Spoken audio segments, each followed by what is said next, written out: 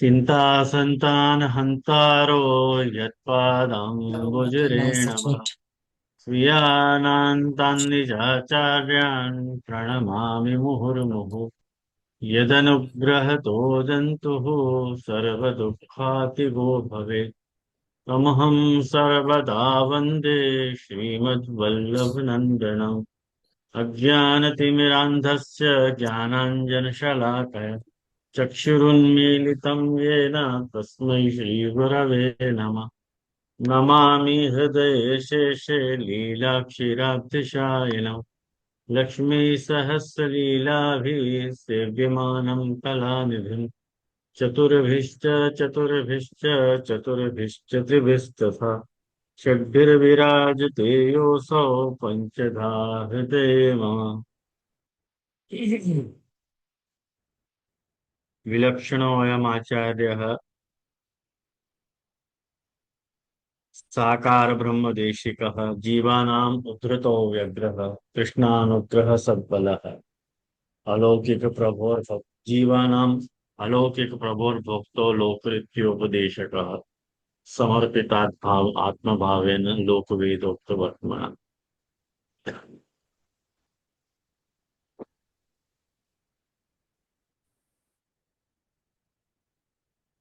આજે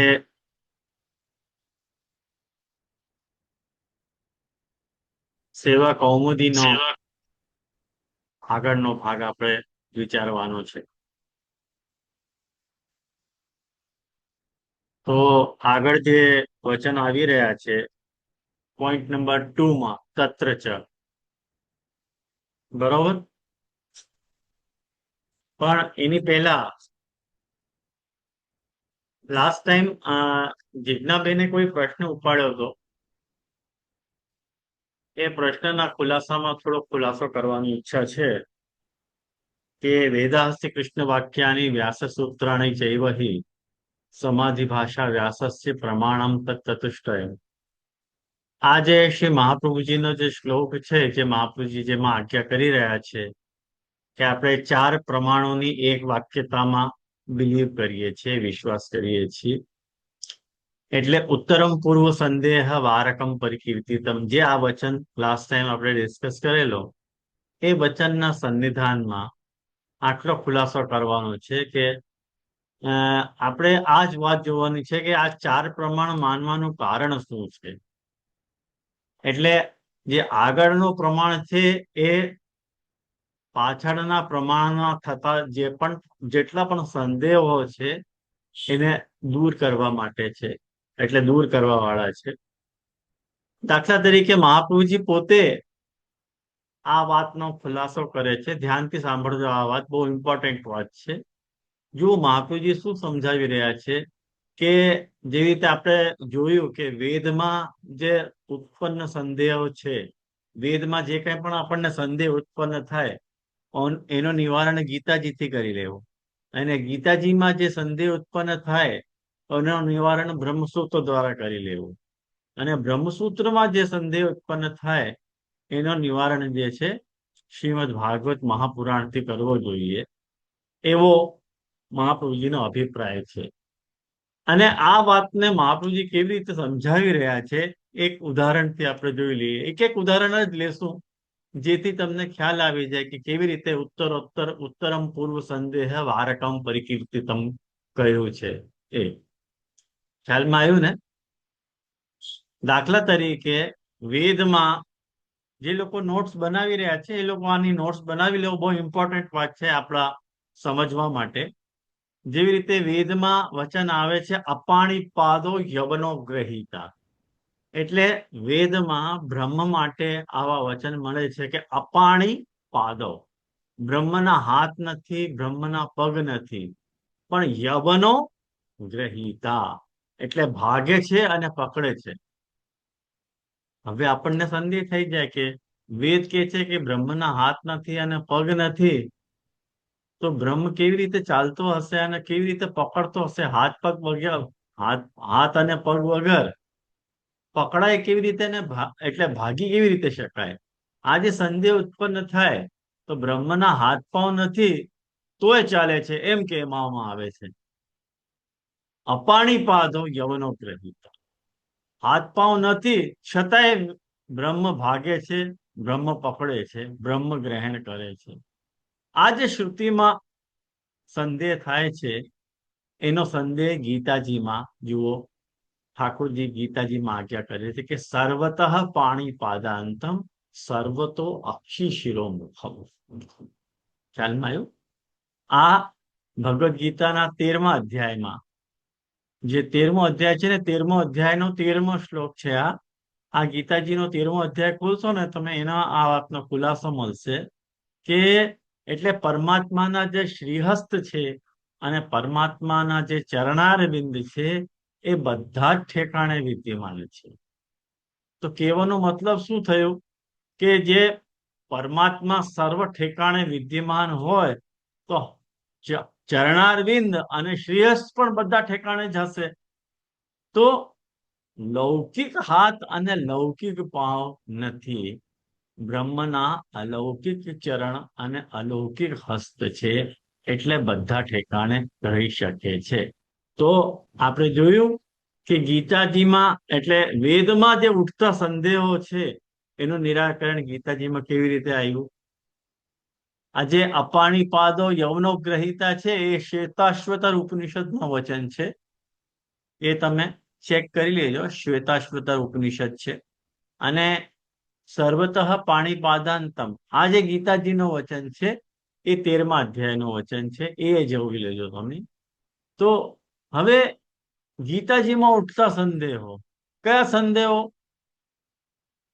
તો ગીતાજીમાં એક વાત આવે છે કે નિત્ય સર્વગત સ્થાણુ અચલો અયમ સનાતન.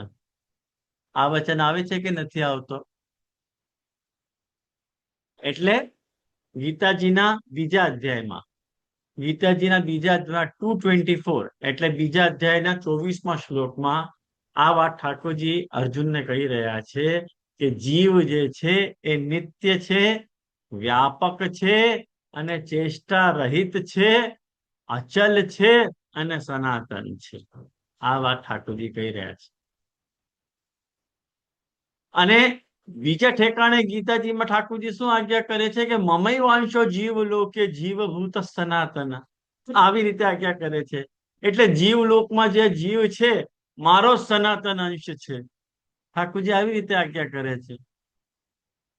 અબ આ જે બે વચનો છે એ વચનોને વાંચતા આપણને સંદેહ થઈ જાય કે જીવને જો કે આપણે વ્યાપક માનીએ તો તે અંશ ન હોઈ શકે, અને જો અંશ હોય તો વ્યાપક ન હોય. સંદેહ થઈ ગયો ને? હવે તમને બધાને ધ્યાન આવે છે કે હું બળબડા અધ્યાય કરી રહ્યો છું? આવે છે ને સમજમાં? હા, સમજ રહ્યા. તો બરોબર. હા, જે સમજાય છે. धन्यवाद रिस्पॉन्स के लिए. જય જય શ્રી દંડોત પ્રણામ. મમય વાંસો જીવલો કે ગીતાજીના કયા અધ્યાયનું છે? મમય વાંશો જીવલો કે 15મા અધ્યાયની 15મા અધ્યાય. મમય વાંશો જીવલો કે જીવભૂત સનાતન.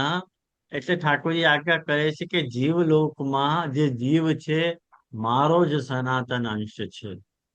હવે આ બે વચનોને જોતા સંદેહ થઈ જાય કે જીવને જો કે જો વ્યાપક માની લઈએ તો અંશ નહીં થઈ શકે, એ અંશ નહીં હોય. અને જો અંશ હોય તો વ્યાપક કેવી રીતે હોઈ શકે?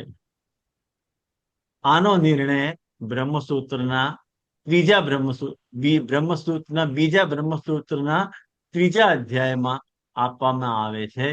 ઉત્ક્રાંતિ ગત્યા આ બ્રહ્મસૂત્રમાં આ બધા જે વાતો હું તમને કહી રહ્યો છું ને, અમારા ગાંઠની વાત નથી હો. આ નિબંધનો અનુવાદ તમને સંભળાવી રહ્યો છું. શાસ્ત્રાર્થ પ્રકરણ નિબંધમાં મહાપ્રભુજી પોતે પ્રકાશમાં આ બધી આજ્ઞા કરી રહ્યા છે. એમ નહીં સમજી લેતા કે મનોજ બાબા બળબડ અધ્યાય કરે છે, એમ નહીં સમજી લેતા. શાસ્ત્રાર્થ પ્રકરણનો ગુજરાતી અનુવાદ તમને સંભળાવી રહ્યો છું. આ મારા ઉદાહરણો છે જ નહીં, મહાપ્રભુજીના આપેલા ઉદાહરણો છે. તો આ બ્રહ્મસૂત્રમાં, આ વ્યાસ સૂત્રમાં આમાં આમ આજ્ઞા કરવામાં આવી છે કે જીવ જે છે ઉત્ક્રમણ કરે છે, ઉત્ક્રાંતિ ગત્યા. ઉત્ક્રમણનો અર્થ એટલે જીવ ગમન કરે છે અને આગમન કરે છે. ગમન આગમન કરે છે. ખ્યાલમાં આવ્યું? એટલે અન્ય લોકમાં જાય છે અને અન્ય લોકથી અહીંયા આવે છે. આ સૂત્રથી સ્પષ્ટ આપણને જણાય છે કે જીવ અંશ છે, વ્યાપક નથી. કારણ કે જીવને આપણે વ્યાપક માનીએ તો ગમન આગમન પોસિબલ નહીં થાય. જો વ્યાપક હોય એ ગમન આગમન કેવી રીતે કરી શકે? ખ્યાલમાં આવ્યું ને? જે બધા ઠેકાણે છે, જેવી રીતે આપણે એમ કહી શકીએ કે હવા ગમન આગમન કરે છે, આમ કહી શકીએ? અરે છે જ હવા, એમાં ગમન આગમન નો શું પ્રશ્ન ઉભો થાય? પણ જીવ ગમન આગમન કરે છે એટલે એનો અર્થ છે કે જીવ વ્યાપક નથી, અંશ છે. તો જો ગીતામાં ઉઠતા જે સંદેહો છે એનું નિરાકરણ બ્રહ્મસૂત્રમાં આવી રીતે આપણને મળે છે. અને આવી રીતે સંપૂર્ણ વ્યાસસૂત્રમાં ગીતાજીમાં જે ઉઠતા સંદેહો છે એનું નિરાકરણ કરવામાં આવ્યું છે. હવે બ્રહ્મસૂત્રમાં થતો સંદેહ, બ્રહ્મસૂત્રમાં કયો સંદેહ આપણને થાય? જે રીતે પેલો જ બ્રહ્મસૂત્ર તમે ઉઠાવી લ્યો કે જન્માદ્યસ્ય યતો અન્વયાત. આ પ્રથમ બ્રહ્મસૂત્ર છે. પ્રથમ અધ્યાયના પ્રથમ પાદનો બીજો સૂત્ર 1.1.2. આ સૂત્રમાં વેદવ્યાસજી આમ કહે છે કે આ જગતની આ જે પરમાત્મા છે, આ જે બ્રહ્મ છે, જગતની ઉત્પત્તિ, સ્થિતિ અને નાશ કરવા વાળો છે, એમ સમજાવવામાં આવ્યું છે. બરોબર? જેના કારણે જગતની ઉત્પત્તિ, જેના કારણે જગતની સ્થિતિ અને જેના કારણે જગતનો નાશ થાય છે, એને આપણે બ્રહ્મ કહીએ. આ બ્રહ્મનો સ્વરૂપ લક્ષણ વ્યાસ સૂત્રમાં આપેલો છે. હવે આમાં આપણને સંદેહ શું થાય? એમાં આપણને સંદેહ આ થાય કે જગત જે છે એ માયાથી બનાવેલો છે કે બ્રહ્મ પોતે જ જગતનો કારણ છે? બ્રહ્મે જગતને માયાથી બનાવેલો છે કે પોતે જ બનાવેલો છે? પોતે બનાવે, પોતે બનાવેલ છે. હા, તો એ તો ખબર છે ને નિશાબેન. આગળ બોલવા તો દો મને. મને એમ કે જે દંડવત પ્રણામ જે છે, મને એમ કે આપે ક્વેશ્ચન કરે. ના, નથી કેતો, સમજાવું છું. એટલે જો આ એનો નિર્ણય જે છે અન્વય વ્યતિરેકાભ્યામ યત સ્યાત સર્વત્ર સર્વદા. આ બહુ ઇમ્પોર્ટન્ટ નિયમ છે, તમે બધા લખી લો. ચાલો, આનો વ્યાખ્યાન લખી લેવું જોઈએ તમારે. અન્વય અને વ્યતિરેક કોને કહેવાય?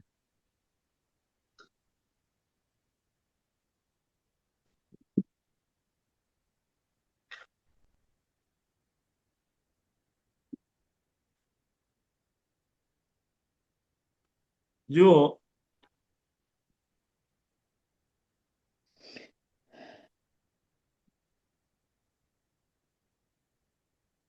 અન્વયનો અર્થ હોય ઉપસ્થિતિ,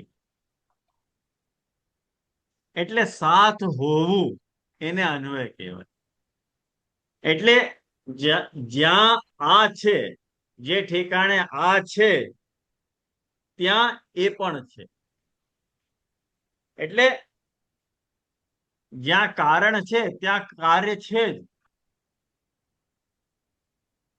અને જ્યાં કારણ નથી ત્યાં કાર્ય પણ નથી, એ વ્યતિરેક.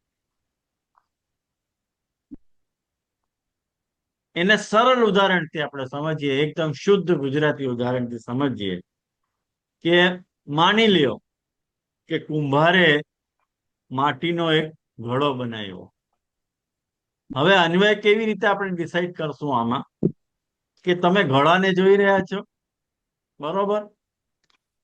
હવે આ ઘડાના કણ કણમાં શું છે? માટી છે, બરોબર છે. ઘડાનો જે રૂપ છે, ઘડાનો જે આકાર છે, ઘડાનો જે વજન છે, આમાં માટી જે છે સંપૂર્ણ રીતે વ્યાપ્ત છે કે નહીં? તો જ્યાં ઘડા છે, જ્યાં ઘડો છે, ત્યાં માટી પણ છે.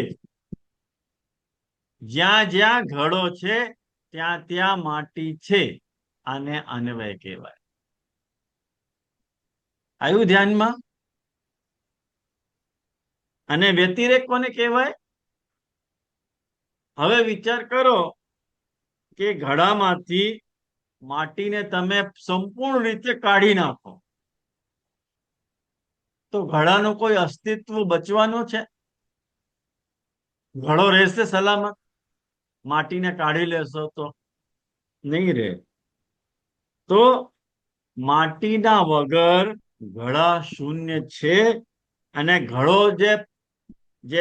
જે છે ફૂટી પણ જાય ને તોય એમાં માટી તો રહેવાની જ છે. માટી એનાથી અલગ નથી થતી. ઘડાનો નાશ થઈ શકે છે પણ માટીનો નહીં. એનું નામ વ્યતિરેક છે. એટલે જન્માદ્યસ્ય યતો અન્વયાત આ જે બ્રહ્મસૂત્ર છે, આ બ્રહ્મસૂત્રના ખુલાસામાં ભાગવત તમને આ વાત સમજાવે છે કે એતાવદેવ જિજ્ઞાસ્યમ તત્વ જિજ્ઞાસુનાત્મનઃ અન્વય વ્યતિરેકાભ્યામ યત સ્યાત સર્વત્ર સર્વદા. हाँ बोलो जिज्ञाबेन, क्या प्रश्न है? जी जी सॉरी, एक बार मुझे वापस जरा बताइए ना કે ઘડો નો અસ્તિત્વ નહીં રહે તો તે વ્યતિરેક થયો જ્યારે ઘડામાંથી માટી આપણે કાઢી નાખીએ સંપૂર્ણ રીતે ન હોય તો. પણ જ્યારે ઘડો ફૂટી જાય તો બી માટી રહે તો બી અન્વય જ કહેવાય. નહીં, એ વ્યતિરેક કહેવાય. પણ માટી તો રહે જ છે ને, ઘડો ભલે ન રહે. ઘડો જે છે, ઘડામાં માટી વ્યાપ્ત છે કે નહીં? ઘડો જે છે કાર્ય છે કે કારણ છે? કાર્ય છે, કાર્ય છે. કાર્ય છે. બરોબર, કાર્ય છે. તો ઘડા શેનાથી ઘડો છે? માટીના કારણે ઘડો છે. માટીથી, હા. બરોબર છે. હવે કાર્ય નથી. પણ કારણ તો છે જ. નથી એટલે વ્યતિરેક. પણ કાર્ય નથી, પણ કારણ તો છે જ ને. એ જ તો આપણે કહીએ છીએ કે કારણ તો અન્વયની પરિસ્થિતિમાં પણ છે અને વ્યતિરેકની પરિસ્થિતિમાં પણ છે. જ્યારે કાર્ય નથી છતાંય કારણ વિદ્યમાન છે, અને કાર્ય છે ત્યારે તો કારણ છે જ. કાર્ય નથી ત્યારે પણ કારણ છે જ. તો એ વ્યતિરેક છે. એ વ્યતિરેક થયો. Okay okay fine. ધન્યવાદ. ક્લેરિફાઈડ? અન્ડરસ્ટુડ? યસ. ધન્યવાદ પ્રણામ છે. હા, આને બીજા ઉદાહરણથી પણ તમે સમજી શકો. સ્વર્ણ અને સ્વર્ણનો દૃષ્ટાંત, સોનાના આભૂષણ, સેમ પ્રિન્સિપલ એમાં લાગુ થશે. તો ભગવાન જે બ્રહ્માજી જે છે, ભગવાન બ્રહ્માજીથી એ આજ્ઞા કરે છે કે આત્મ તત્વને જાણવા માટે ઈચ્છુક વ્યક્તિએ કેવલ આટલું જ જાણવું જોઈએ કે જે તત્વ અન્વય અને વ્યતિરેક બંને જ અવસ્થામાં સર્વત્ર અને સર્વદા હોય છે, એ જ તત્વ પરમાત્મા છે. અન્વય વ્યતિરેકાભ્યામ યત સ્યાત સર્વત્ર સર્વદા. ઠાકોરજી ચતુશ્લોકી ભાગવતમાં આ વાતને સમજાવવા માંગી રહ્યા છે. તો આનો ખુલાસો બ્રહ્મસૂત્રમાં જે ઉઠતા સંદેહો છે એનો નિવારણ કયા ગ્રંથિથી થયો? ભાગવતથી થયો. ખ્યાલમાં આવ્યો ને? એટલે ભાગવત જે છે સર્વોપરી શાસ્ત્ર છે. कपिलभाई आया समझ में कि ये हिंदी में बोलूं? समझा जी, समझा। और ये धन्यवाद. हाँ समझा, ये ऑलरेडी अपने हुआ हुआ है ना, शिक्षा श्लोक की हाँ है। હા, ચતુશ્લોકી ભાગવત આપણને કરી છે. हाँ ये हुआ हुआ। બરાબર. તો હવે આગળના શ્લોકોમાં આપણે જઈએ. તત્ર ચ, બીજો પોઈન્ટ મળ્યો બધાને? તત્ર ચ એટલે તત્ર એટલે ક્યાં? શ્રી ભાગવતમાં. શ્રવણમ કીર્તનમ વિષ્ણોઃ સ્મરણમ પાદ સેવનમ અર્ચનમ વંદનમ દાસ્યમ સખ્યમાત્મનિવેદનમ ઇતિ પુંસાર્પિતા વિષ્ણોઃ ભક્તિશ્ચેન નવલક્ષણા. આ જુઓ સપ્તમ સ્કંદના 9મા અધ્યાયનો. તમે સપ્તમ સ્કંદ કાઢો. ભાગવતજી લઈને બેઠા છો કે નથી બેઠા? બધા બેઠા છો ને? હા, તો હવે ભાગવતજી કાઢો. ભાગવતજીનો સપ્તમ સ્કંદ કાઢો. સપ્તમ સ્કંદનો 9મો અધ્યાય કાઢો અને 9મો અધ્યાયનો 26મો શ્લોક કાઢો.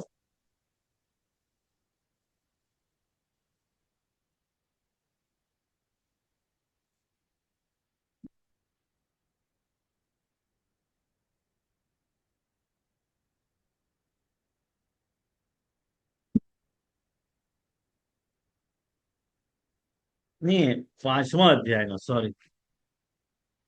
સપ્તમ સ્કંદના 5મા 5वें અધ્યાયનો अध्याय में 23 और 24 श्लोक है। हाँ 23 23 23મો. 5મા અધ્યાયનો 23મો શ્લોક.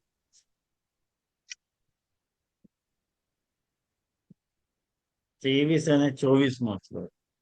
જો આમાં શું આજ્ઞા કરે છે કે હિરણ્યકશ્યપુ પ્રહલાદને પૂછી રહ્યો છે કે હે બેટા પ્રહલાદ, તે ગુરુજીથી જે શિક્ષા પ્રાપ્ત કરી છે એમાંથી કોઈ સારી વસ્તુ તું મને સંભળાવ. તો પ્રહલાદજી શું પોતાના પિતાને કહે છે કે હે પિતાજી, વિષ્ણુ ભગવાનની ભક્તિના 9 ભેદ છે.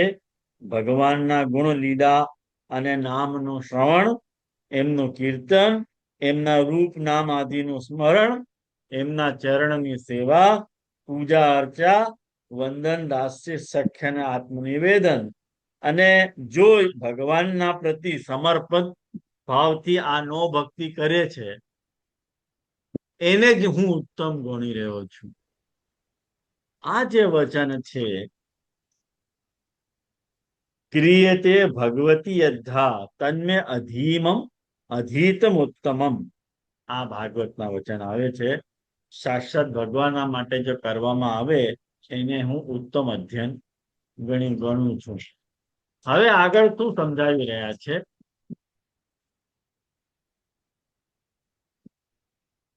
ઇતિ અનેન નવલક્ષણાયા એવ ભક્તેઃ કર્તવ્યત્વેન ઉપદેશ. એટલે આ શ્લોકના દ્વારા 9 લક્ષણો વાળી જે ભક્તિ છે એને કર્તવ્યના રૂપમાં ઉપદેશ આપવામાં આવી રહ્યું છે. એટલે જીવે શું કરવું જોઈએ? ભાગવત શું સજેસ્ટ કરે છે જીવને? નવધા ભક્તિ સજેસ્ટ કરે છે. ખ્યાલમાં આવ્યું?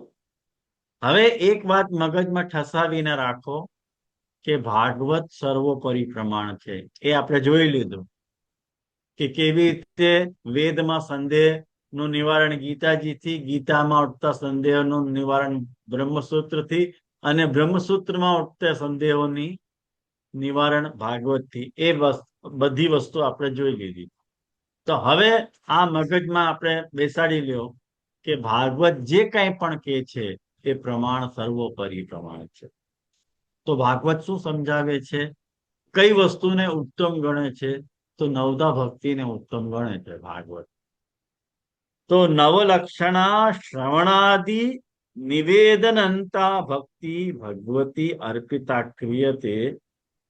એટલે શ્રવણથી લઈને આત્મનિવેદન સુધીની જે 9 લક્ષણો વાળી જે ભક્તિ ભગવાનમાં સમર્પિત થઈને કરવામાં આવે છે એ શ્રવણથી લઈને આત્મનિવેદન સુધીની 9 લક્ષણો વાળી જે ભક્તિ છે એ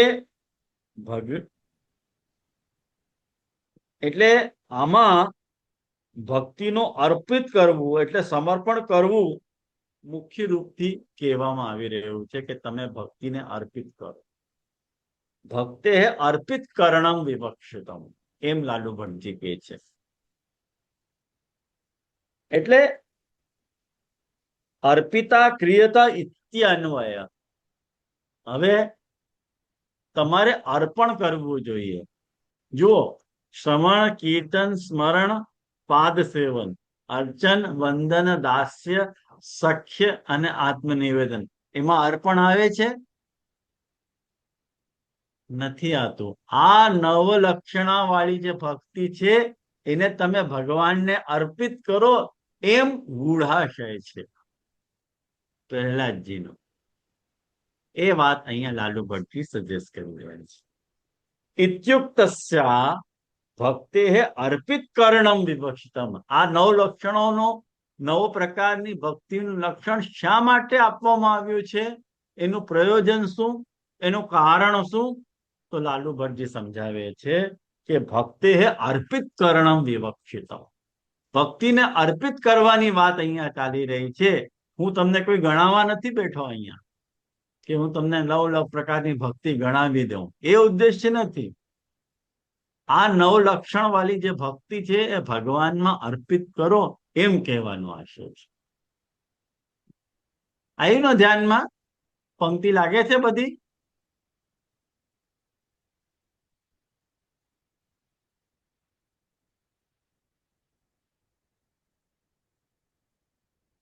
નતુ અર્પિતાયા કૃતિર વિષયત્વમ, એટલે અહીંયા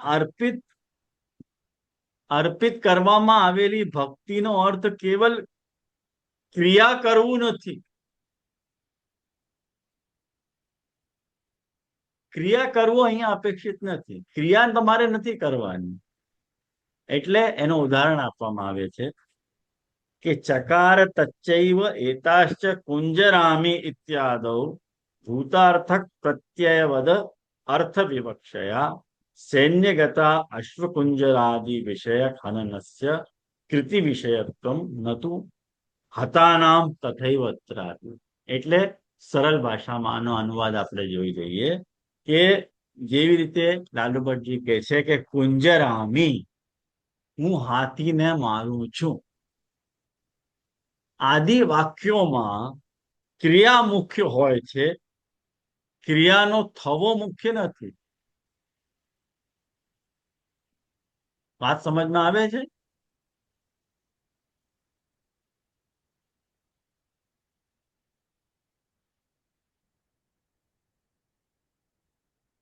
કોને સમજમાં આવી અને કોને ના આવી?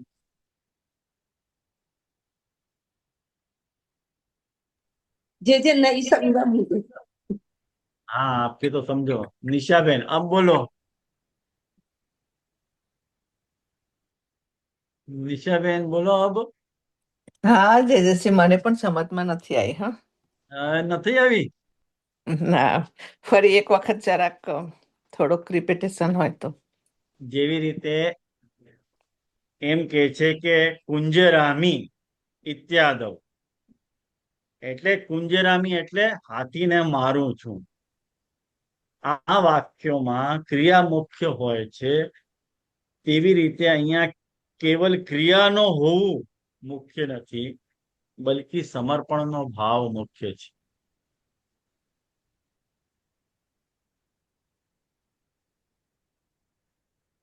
હા જેજસી, એટલે આપ સમજ સેવામાં એટલે જ્યારે યુદ્ધ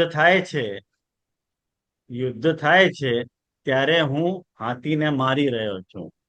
સૈન્યગત અશ્વકુંજરાદિ વિષય ખનનસ્ય કૃતિર વિષયત્વમ નતુ હતાનામ તથૈવત્રાપી.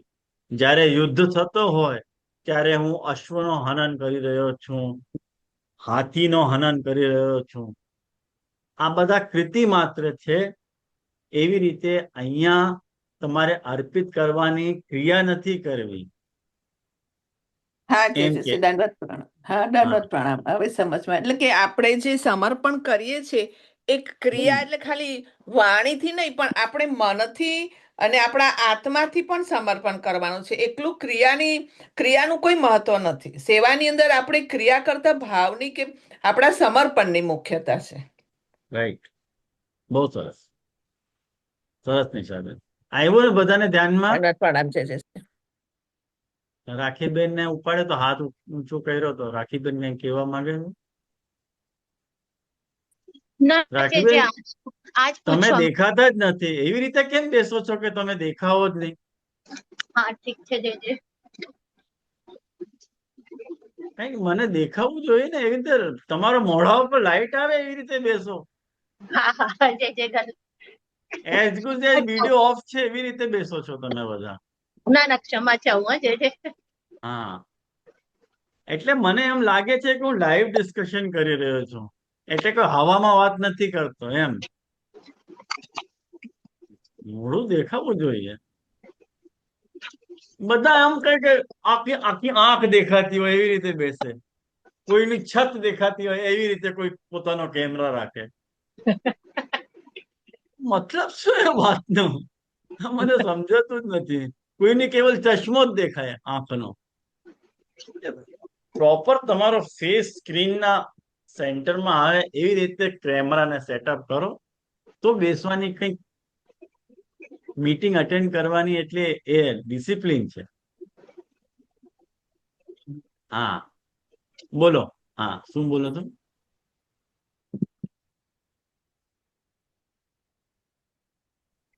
જે જે શ્રી. આમાં આપણે એ રીતે લઈ શકાય કે જ્યારે નનમાં પ્રભુનું પ્રાગટ્ય થયું ગોકુળમાં, ત્યારે ગોપીજનો આત્માના શણગાર એટલે કઈ ભૌતિક શણગાર કરીને નહીં, પણ આત્માના શણગાર મનથી ત્યાં આગળ નંદાલયમાં દોડીને ગયા. તો એવી રીતે આપણે પ્રભુ પધરાવ્યા છે તો ખાલી ક્રિયા નથી, આપણા આત્મીયતાથી પ્રભુને સેવ્ય કરવાનું. સાચી વાત છે. એવી રીતે એટલે તમારે ખાલી ક્રિયા નથી કરવાની, તમારો ભાવનો પણ પ્રયોગ તમારે કરવાનો છે કે હું ઠાકોરજી માટે છું, એવો ભાવ તમારા હૃદયમાં પ્રકટ હોવો જોઈએ. જેવી રીતે લગ્ન થયા પછી વર કે વધુ એકબીજાના માટે જે ભાવ હોય એ ભાવને અહીંયા તમે ઠાકોરજી સાથે તમારે પ્રકટ કરવો જોઈએ કે હું ઠાકોરજી માટે છું, ઠાકોરજી મારા માટે છે. એકબીજાને પ્રતિ આને અર્પણ કહેવાય. એટલે અર્પણમ ફલાકાંક્ષા ચ સિવાયની ઇહ ભક્તિ, right, સ્થાપનમ. જયશ્રી? હા, ફલાકાંક્ષા સિવાયની ભક્તિ, રાઈટ? સમજમાં નથી આવ્યું. ફલ આકાંક્ષા સિવાયની ભક્તિ, સમર્પણ ભક્તિ એવી રીતે કરવાની છે પ્રભુની, રાઈટ? હા હા, બરાબર. એટલે અહીંયા લાલુ ભટ્ટજી એમ કે છે કે યન્મે અર્પિત તદર્શઃ ત્વમ પદ્માકર પ્રસાદ ઇત્યાદૌ તથા સિદ્ધે. એટલે જે મેં આપની દૃષ્ટિમાં અર્પિત કર્યું છે તે આપના કમલવત હાથનો પ્રસાદ છે. આ વાક્યથી આ વાત સિદ્ધ થાય છે એમ લાલુ ભટ્ટજી અહીંયા કહી રહ્યા છે કે એવો ભાવ તમારા હૃદયમાં ઠાકોરજી માટે હોવો જોઈએ કે હું જે કંઈ પણ કરી રહ્યો છું એ ભગવાનની કૃપાથી કરી રહ્યો છું, હું મારા પુરુષાર્થ તરીકે નથી કરતો. તો એવમ સતી આવું જ્યારે થાય, નવલક્ષણાયા અપી ભક્તે ભગવતી અર્પણમ સ્થાપનમ નતુ ફલાંતરે વિનિયોગ. જેવી રીતે હમણાં નીલાબેને કહ્યું ને કે એવો ભાવ હોવો જોઈએ કે આ ભક્તિને પણ ભગવાનમાં અર્પિત કે સ્થાપિત કરવી જોઈએ, કોઈ ફલની પ્રાપ્તિ માટે નહીં, કોઈ ફલની પ્રાપ્તિના સાધન માટે તમારે ક્યારે ભક્તિ ન કરવી જોઈએ. એટલે તમે ભક્તિથી ભગવાન સિવાય કોઈ બીજા ફલની જો અપેક્ષા રાખવા માટે ભક્તિ કરી રહ્યા છો એ તમારી ભક્તિ નથી. આ વાત ક્યાંથી સિદ્ધ થઈ? આ ભાગવતના આ વચનથી સિદ્ધ થઈ. આ લાલુ ભટ્ટજી આખ્યા કરે છે. આવ્યું સમજમાં? ધ્યાનમાં આવ્યું? એટલે એ વાક્ય પુંસ ઇતિ સામાન્ય નિર્દેશાત સર્વાધિકારત્વમ ભક્તે. એટલે આ વાક્યમાં પુંસા એટલે મનુષ્ય દ્વારા આ સામાન્ય નિર્દેશ કરવાથી ભક્તિમાં બધાના જ અધિકારનો બોધ થાય છે કે બધા જ કરી શકે. કોઈ વ્યક્તિ વિશેષનો જ અધિકાર છે એવું નથી. બધા જ નો અધિકાર છે, બધા જ અધિકારી છે ભક્તિ કરવાના, એમ સિદ્ધ થઈ ગયું. અત્રૈવ નારદોપી શ્રવણમ કીર્તનં ચ અસ્ય સ્મરણમ મહતા ગતે મહતામ ગતે.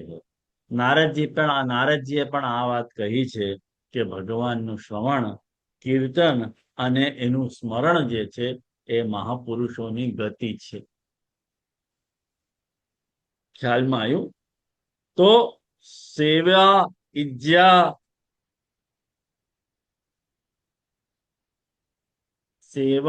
ઇજ્જા વંદન દાસ્ય સખ્યમાત્મનિવેદનમ નૃણામયમ પરો ધર્મ. એટલે સેવા, પૂજા, વંદના, દાસ્ય, સખ્ય અને આત્મનિવેદન મનુષ્યોના માટે આ પરમ ધર્મ છે. એ વાત અહીંયા કહેવામાં આવી છે. સર્વેષામ સમ ઉદાહ્યત અતઃ સર્વેષામ ભક્તો અધિકાર. બધાના માટે આ વાત કહેવામાં આવી છે. એટલે ભક્તિમાં બધાનો અધિકાર સિદ્ધ થાય છે. કોઈ આમ કે તમને ભક્તિનો અધિકાર નથી, એ વાત ખોટી છે. ભક્તિ કરવા માટે બધા જ અધિકારી છે. કોઈ પણ, એટલે બ્રાહ્મણ થી લઈને ચાંડાલ સુધી, રાજાથી લઈને ડકેત સુધી, બધા જ, મનુષ્યથી લઈને રાજા સુધી બધા જ અધિકારી છે ભક્તિ કરવાની. હવે આ પાંચમા પોઈન્ટથી જુઓ, હવે આ પાંચમા પોઈન્ટથી જે નવવિધ ભક્તિ છે એની પરિભાષા લાલુ ભટ્ટજી આપી રહ્યા છે. બહુ સરસ પરિભાષા છે. એ વાત તમે જાણી લ્યો કે તત્ર ભગવદીય અંગભૂત ભગવત જન્મ નામ સ્તોત્રાદિનામ શ્રદ્ધયા આકર્ણનમ શ્રવણમ. કોને શ્રવણ કહેવાય? આપણે આમ વિચારીએ કે નહીં,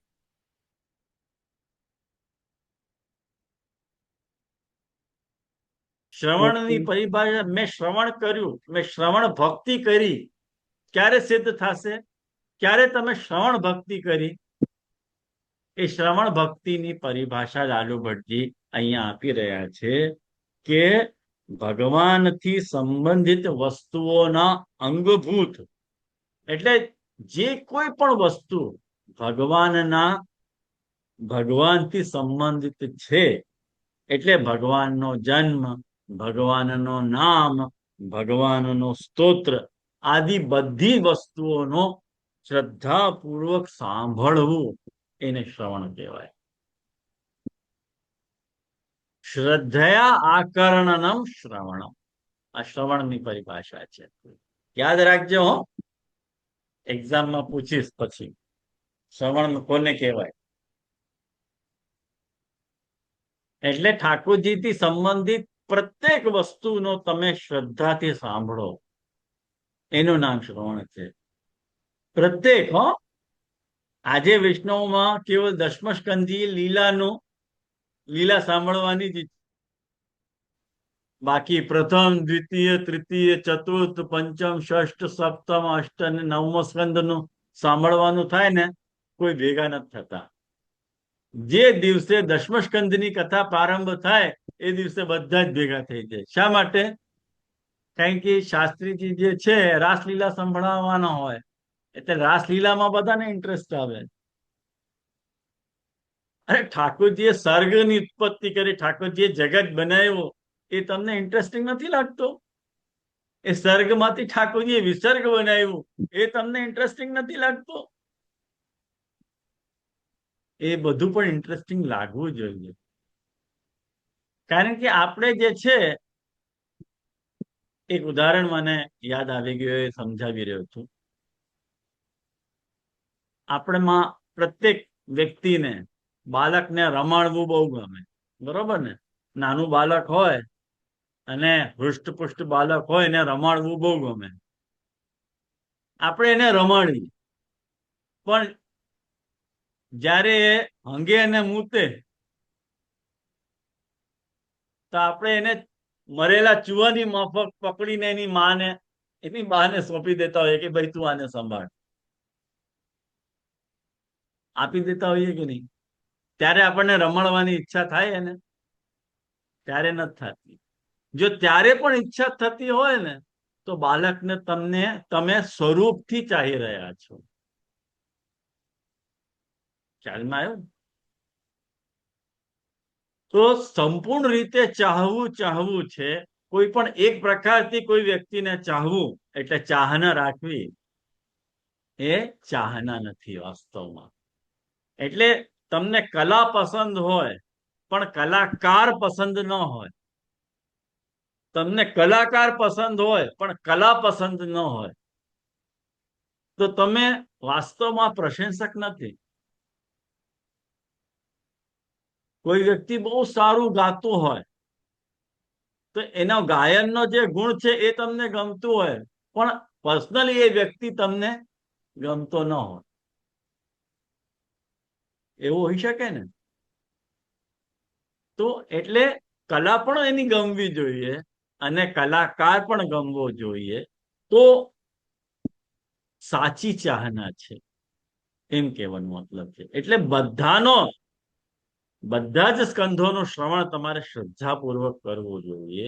એનું નામ શ્રવણ છે. કેવલ દસમ સ્કંદની લીલાનું તમને શ્રવણ કરવાની ઈચ્છા તીવ્ર થઈ જાય, એ શ્રવણ નથી. હા, બોલો રાખીબેન. આકર્ષણ નો મતલબ ન ખબર પડી. સારી રીતે સાંભળવું. આકર્ણ, સારી.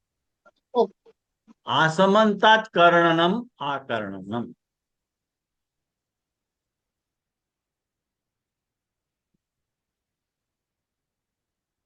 એટલે શ્રદ્ધાપૂર્વક સાંભળવું, ઉત્કંઠાથી સાંભળવું, આ કર્ણનમ છે. જે રીતે આપણે આમ સાંભળીએ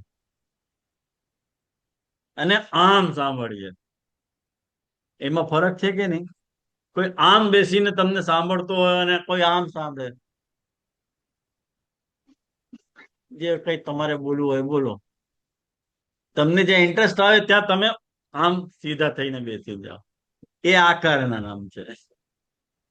જેવી રીતે જે શ્રી વેણુ ગીતમાં બતાવે છે ને, હરણીયો આકર્ણ્ય વેણુ, જલભેદ કૃષ્ણ જલભેદ સારા. મિલતા જલભેદ.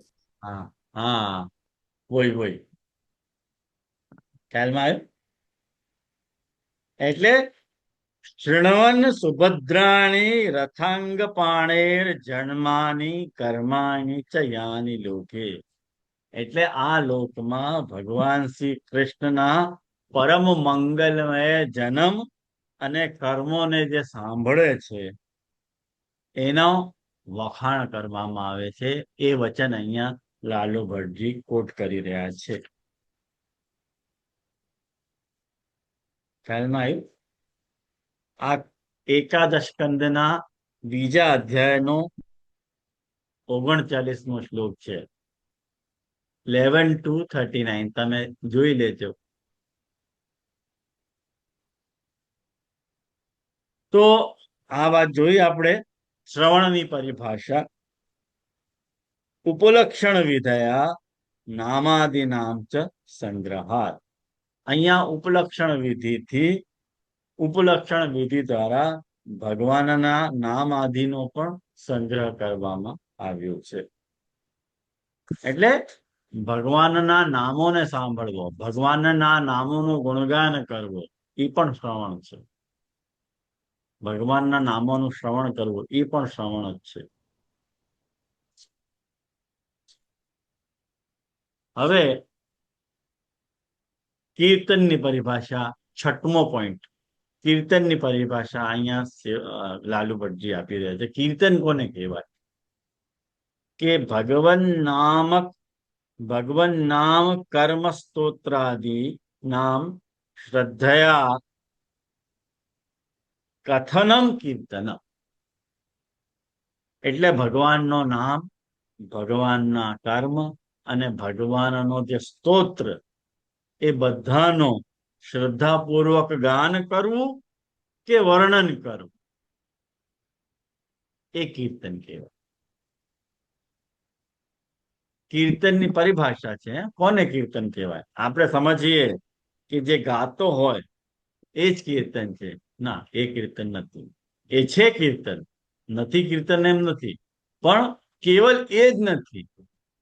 ભગવાનના નામનો ગુણગાન, ભગવાનના નામનો ગાન કરવો, ભગવાનના નામનો વર્ણન કરવો, ભગવાને જે લીલા કરી છે એનો વર્ણન કરવો, અને ભગવાનની સ્તુતિમાં પ્રશંસાત્મક વચનને બોલવું, એ પણ કીર્તન જ છે. એનો અર્થ પણ કીર્તન જ થાય. ખ્યાલ આવ્યું ને? આ કીર્તનની પરિભાષા છે. હવે સ્મરણની પરિભાષા અહીંયા આપી રહ્યા છે કે શ્રવણ કોને કહેવાય? ગુણંતી ગુણનામાની કૃષ્ણસ્ય અનુસ્મરંતી ચ. આ ક્યાંનો વચન છે? ગુણંતી. આ પ્રથમ સ્કંદનો જુઓ વચન છે. પ્રથમ સ્કંદના 5મા અધ્યાયનો 36મો શ્લોક છે, 1536.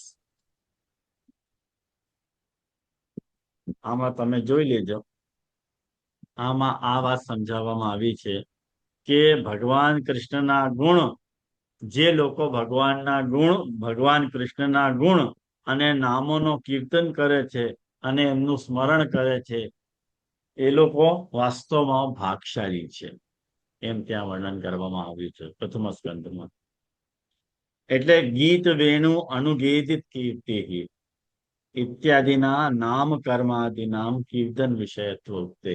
જો આ યુગલ ગીતના શ્લોકનું ઉદાહરણ આપવામાં આવી રહ્યું છે અહીંયા, કે ગીત વેણુ અનુગેડિત કીર્તિ, એટલે ઠાકોરજી વેણુ બજાતા બજાતા, અને ઠાકોરજી જયારે વેણુનાદ કરે છે અને એમના અનુયાયીઓ જ્યારે એમની સ્તુતિ, એમનું ગાન કરે છે, એમનો કીર્તિગાન કરે છે, તો આ વસ્તુમાં, આ શ્લોકમાં શું સમજાવવામાં આવી રહ્યું છે કે ભગવાનનો જે નામ છે, ભગવાનના જે કર્મ છે, એને કીર્તનનો વિષય કહેવામાં આવ્યું છે.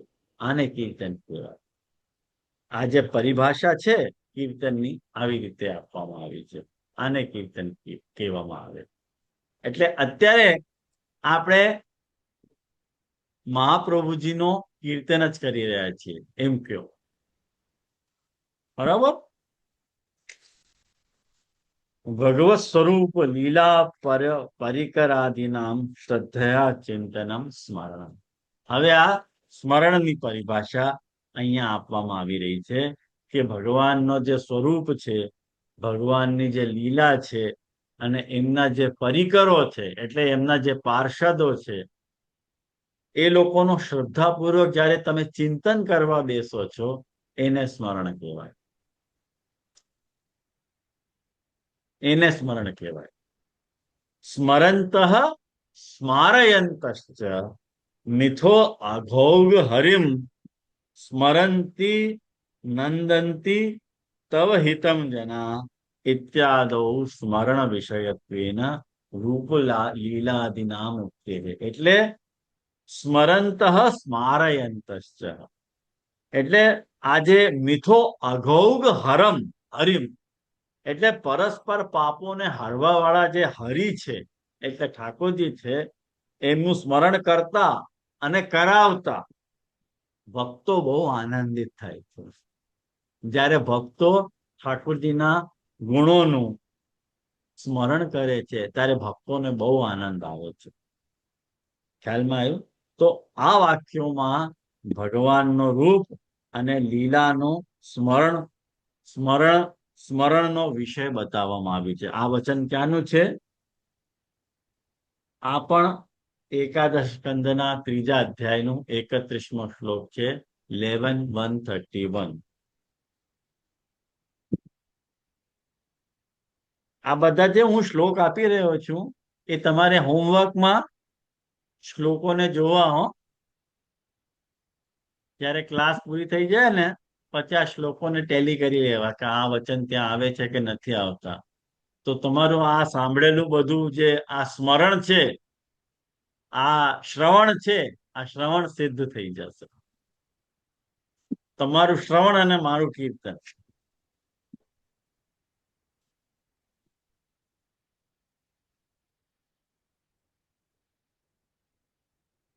હવે પાદ સેવન. પાદ સેવન કોને કહેવાય? તો કે છે કે નિરંતરમ શ્રદ્ધયા પરિચર્યા પાદ સેવનમ. નિરંતર શ્રદ્ધાપૂર્વક કરવામાં આવેલી જે પરિચર્યા છે એને પાદ સેવન કહેવાય. એ કે તમે ક્રિયા તો કરો છો પણ એમાં તમને શ્રદ્ધા નથી તો પરિચર્યા નથી. જ્યારે તમે શ્રદ્ધા વગર કોઈ કાર્ય કરી રહ્યા છો તો એ પરિચર્યા નથી, સેવા નથી, એ ક્રિયા છે, કેવલ ક્રિયા છે. કારણ કે એમાં એમાં શ્રદ્ધા નદાર જ છે, શ્રદ્ધા નથી એમાં, એ કાર્યમાં. તો નિરંતરમ શ્રદ્ધયા પરિચર્યા, નિરંતર શ્રદ્ધાપૂર્વક જે પરિચર્યા કરવામાં આવે છે એને પાદ સેવનમ કહેવાય. પાદ સેવન શબ્દેન સર્વોપી પરિચર્યા નતુ ચરણ સેવા માત્ર. અહીંયા ખુલાસો કરે છે લાલુ ભટ્ટજી કે પાદ સેવન શબ્દનો જે તાત્પર્ય છે બધી જ પ્રકારની સેવાથી છે. કેવલ ચરણની સેવા પાદ સેવન છે એવું નહીં સમજી લેતા કે ખાલી ચરણ સેવા કરવી જ પાદ સેવન છે. ના, બધી પ્રકારની જે સેવા છે એ પાદ સેવન છે. એટલે ઠાકોરજીના મંગલા કરાવવાના, એમને ભોગ ધરવાનું, એમને સ્નાન કરવાનું, એમને શ્રૃંગાર કરવાનું, એને ભોગ ધરવાનું, અનુસર કરવાના, પોઢાવવાના, બધી જ સેવા પાદ સેવન છે. કેવલ તમે ઠાકોરજીના ચરણ દાબો અને એનું નામ પાદ સેવન હોય એવું નથી. બધી જ પ્રકારની સેવાને પાદ સેવન કહેવાય છે.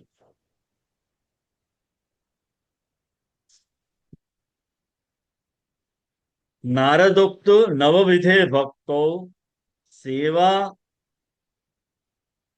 સેવેજ્ય ઇતિ અનેન સેવા માત્રસ્ય ગ્રહણા.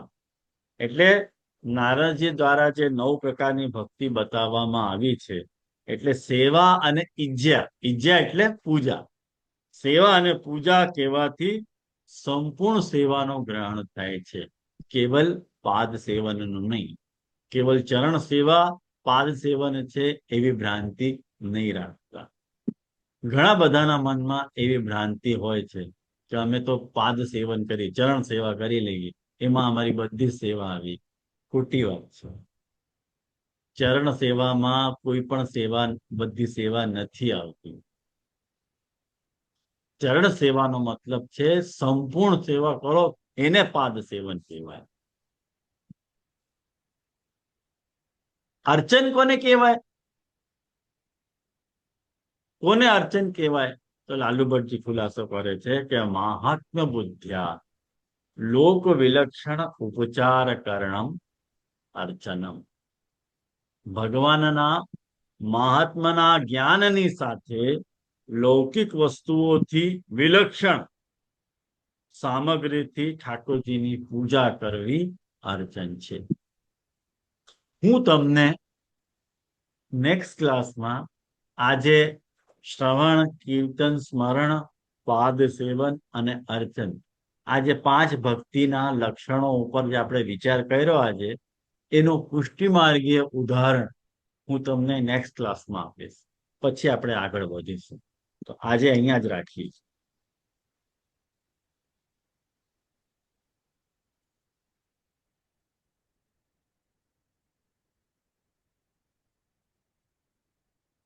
जी बहुत सुंदर ग्रंथ है, हाँ बहुत सुंदर ग्रंथ है. हाँ, वही तो, यही लिए तो लियो मैंने. क्या कि ये सब ग्रंथ है ना, जल्दी से पढ़ाए नहीं जाए. सही बात. कहीं कि वैष्णव सेवा को एक्सपर्ट हो जाए तो फिर हवेली का चक्कर बंद हो जाए ना बापू। नहीं यार, ये पढ़ाया नहीं जाए सब ग्रंथ है, ये सब ग्रंथ नहीं पढ़ाए गए। जे बहुत क्योंकि आनंद आ रहा है, पर ग्रंथ आनंद सीख आ रहा है। बहुत आनंद आ रहा है। चलो बहुत बढ़िया, थैंक्स, थैंक्स अ लॉट।